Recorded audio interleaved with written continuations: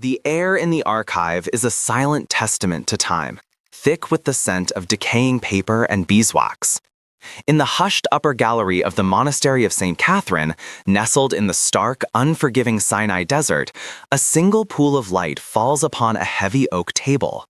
Dr. Eris Thorne, a historian known for his skepticism, leans over a fragile manuscript, his face etched with a concentration so intense it seems to hold the silence at bay.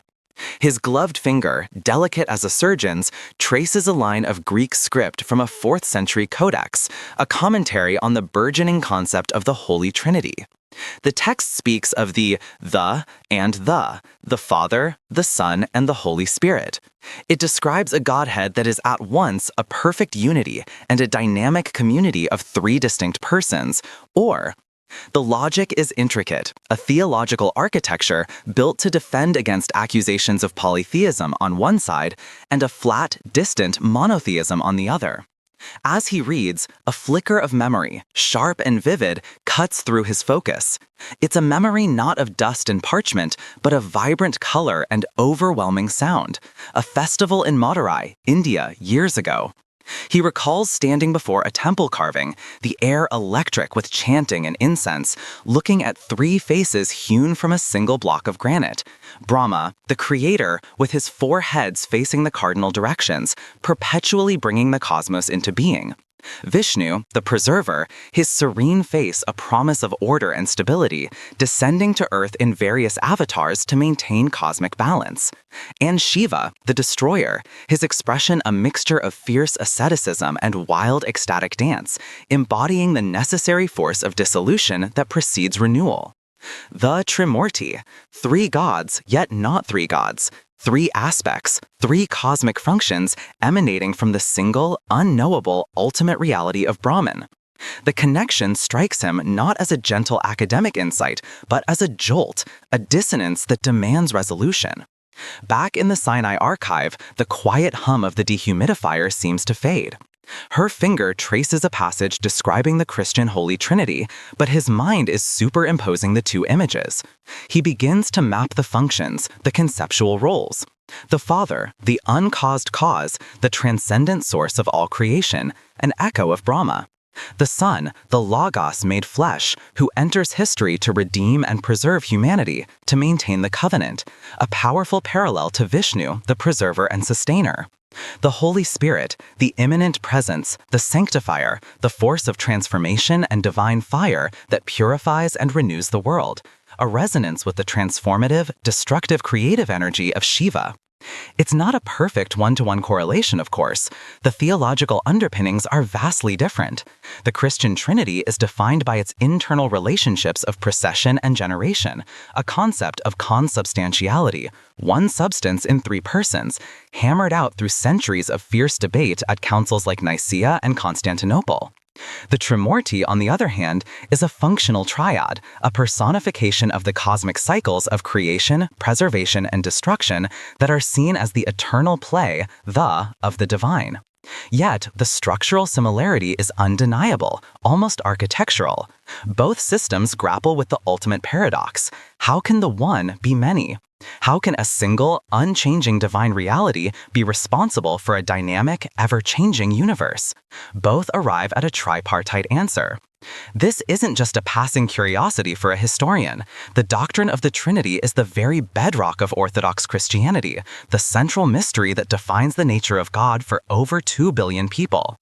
The Trimurti is similarly foundational to vast swaths of Hinduism, a framework for understanding the cosmos for nearly 1 billion more.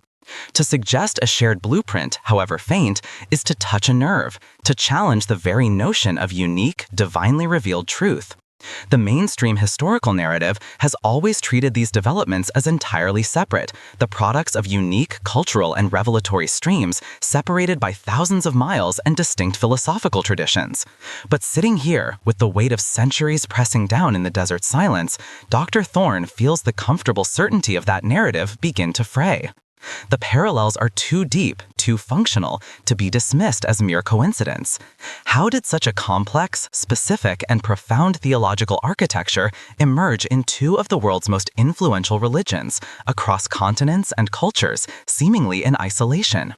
Was it a case of forgotten contact, a whisper of ideas carried on the trade winds? Or does it point to something far more fundamental about the human mind's encounter with the divine? The question hangs in the still, ancient air, demanding an investigation that must now leave the quiet of the archive and venture into the tangled crossroads of history. Building on that striking conceptual parallel discovered in the quiet of the archive, the investigation moves from the what to the how. We leave the scholar and his manuscript and journey back in time, not to a library, but to a place of vibrant, chaotic connection, the ancient port of Muziris on the Malabar coast of India around the 1st century CE. Imagine the scene. Roman galleys heavy with gold and wine are moored next to local dhows laden with peppercorns, cardamom, and pearls.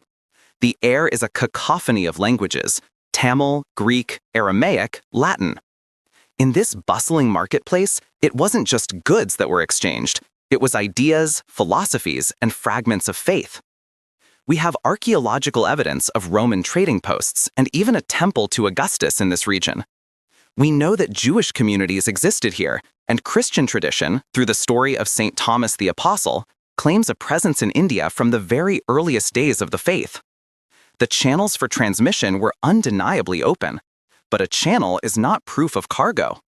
To understand the puzzle, we must first appreciate the distinct evolutionary paths of each concept.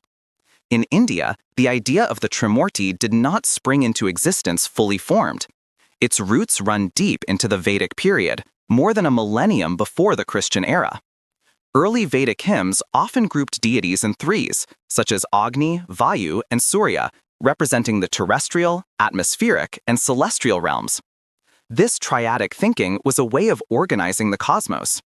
As Hindu thought evolved through the Upanishads, the focus shifted from a pantheon of gods to the singular, ultimate reality of Brahman.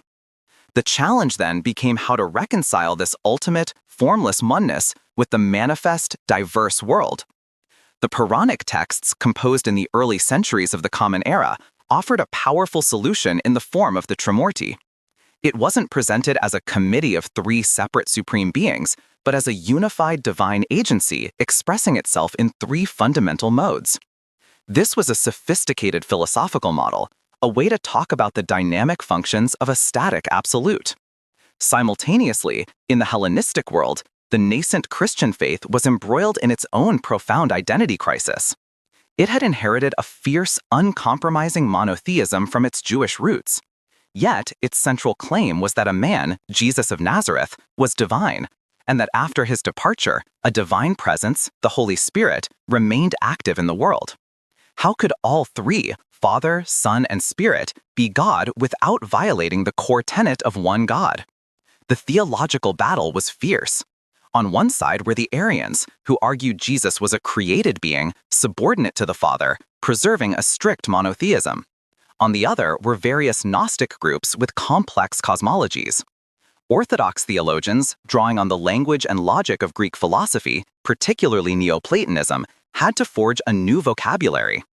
Figures like Tertullian, a 2nd-century Carthaginian lawyer, first coined the Latin term, arguing for one substance, three persons.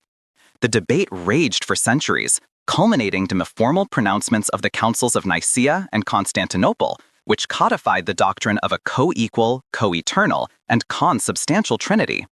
So, was there a direct influence? Did a Hindu philosophical concept, carried in the mind of a merchant or a wandering sage, plant a seed in the fertile, chaotic ground of early Christian thought? Historians remain deeply skeptical. There is no smoking gun, no text from an early church father saying, as the Brahmins of India posit a threefold divine function. The theological language, the core concerns, and the philosophical frameworks are fundamentally different. The Christian debate was Christological, centered on the nature of Jesus. The Hindu development was cosmological, centered on the functions of the universe.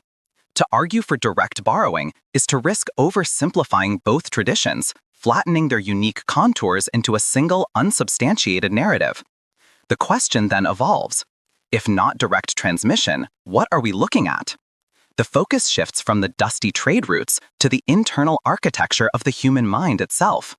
What universal impulses or philosophical quests might lead two vastly different cultures to arrive at such uncannily similar theological structures? Is it possible that the number 3 holds a kind of archetypal power in our attempts to make sense of reality, a pattern of beginning, middle, and end, thesis, antithesis, and synthesis, creation, preservation, and transformation? The investigation now turns inward, from history to psychology, from documented exchange to the universal patterns of human consciousness. This pivot from historical transmission to universal impulse brings us to the very heart of the matter, moving our investigation from ancient ports and libraries into a modern, brightly lit conference room. Sunlight streams through a large window, illuminating a panel discussion. On the stage, a Hindu Swami in saffron robes sits beside a Jesuit priest in a simple black cassock, who in turn is next to a secular professor of mythology. The topic is Archetypes of the Divine. This is where the academic debate becomes a living dialogue. Modern comparative theologians often cite these parallels, not as evidence of cultural theft, but as something far more profound. The priest speaks of the Trinity as a mystery of divine love, or divine dance of relationship. The Swami speaks of the Trimurti as the cosmic divine play of existence.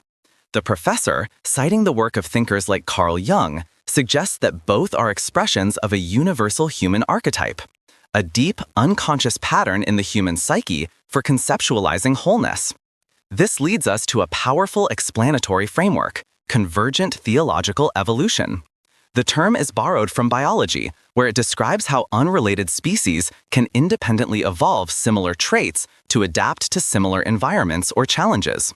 The eye, for instance, has evolved independently in creatures as different as humans, octopuses, and insects. They are structurally different, but they solve the same problem: how to perceive light. Could the Trimurti and the Trinity be a case of this phenomenon in the realm of spirit and philosophy? The environmental challenge is the same for all humanity: how to reconcile the experience of a singular, transcendent source of being with the reality of a diverse, dynamic, and often chaotic world. How can God be both one and many, both beyond the world and active within it? Viewed through this lens, the Trimurti and the Trinity are two brilliant, culturally specific solutions to this universal problem. The Hindu solution framed it cosmologically, using the functions of creation, preservation, and dissolution to explain the life of the universe. The Christian solution framed it relationally and soteriologically, using the persons of Father, Son, and Holy Spirit to explain the nature of salvation and God's relationship with humanity. They arrived at a similar three-part structure, not because one copied the other, but because the problem they were trying to solve has an inherent tripartite nature. It reflects the fundamental rhythm of existence. Something comes into being, it is sustained for a time, and then it passes away to make way for something new. This perspective allows us to appreciate the genius of both traditions on their own terms, without needing to establish a historical dependency. But there is another, more mystical interpretation, one that the Swami on our panel might gently propose. What if the parallel isn't just about the human mind projecting its own structures onto the cosmos? What if it's the other way around? This perspective, often associated with perennial philosophy, suggests that these theological models are similar because they are both authentic, albeit culturally conditioned, maps of a genuine spiritual reality.